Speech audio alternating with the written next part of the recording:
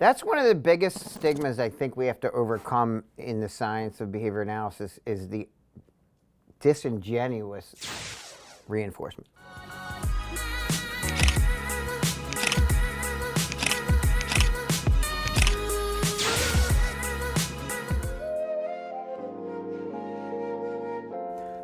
I like that phrase, I'm sure we're all familiar with it, to catch them being good, right? So maybe you're not giving specific verbal praise all the time, maybe only for certain things, right? But not the, great job writing your name, screw you, dude, I'm done, right? But how often are we not providing any verbal praise, which is probably pretty close to what's occurring in every other aspect of their life, right? I know students that I've worked with, I have given them specific praise, just like, dude, thanks for being quiet, man. You're doing an awesome job, right? I'm also discreet about it. It made me think to shift slightly the gears, which I'm always doing, is like the more severely affected autism population. Do you ever hear anyone say things like, yeah, when I praise him, though, he goes off. It sets him off. And you ever see it? Like, you're like, good job. And all of a sudden, like, the kid was doing great. You're like, good job. And then they have a problem after you said it. My inference is that historically, what's occurred, this is just I speculate, that often when people started formally trying to praise that learner, they were doing shit all ass backwards, and they were pairing it inappropriately, and someone was trying to implement ABA ineffectively, and they somehow intermittently reinforced the problem behavior. So all of a sudden, when someone artificially says, good job, the kid's like, it brings the kid back to a problematic incident that they had earlier, or with someone that didn't use reinforcement the right way. That's just my inference, my speculation. I hear Ben in my head going, no good job. Yeah, he would say something like that, no good job. Totally. Yeah, like if it brings the learner back to a moment where someone ineffectively was using reinforcement, they get upset by it. Don't say that.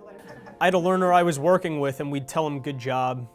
It was in a BD classroom, and they would become agitated, right? They didn't like it. We had an MD meeting with that learner and their father, and I overheard the father say, yeah, great job, knucklehead, right? And so I figured, let's try avoiding that good job, nice work, because it wasn't being interpreted, I guess, in the way that we meant it, because of the way it was shaped up at home, right? That's one of the biggest stigmas I think we have to overcome in the science of behavior analysis is the disingenuous reinforcement. I don't know how to operationally define genuine, but your genuine probably has a lot to do with your behavioral history with the person. So you can't just be an asshole to somebody 24/7 and all of a sudden say good job, and that's going to mean something. If anything, it's going to be punishing. But a few things to remember with this is to be honest, be genuine, right? And how do you operationally define being genuine? It is difficult, right? Taking an interest in something that somebody does or likes themselves or the person as an individual. Building rapport, pairing yourself is huge. But don't assume that your attention has any value right out of the gate. It takes so much time for your attention to gain value with any of these students. And I think that's where you become genuine, right? When you actually form that relationship and they know. Think of any time that you've ever been lied to, right? Or someone's deceived you. How long did it take for you to trust that person if you ever did again?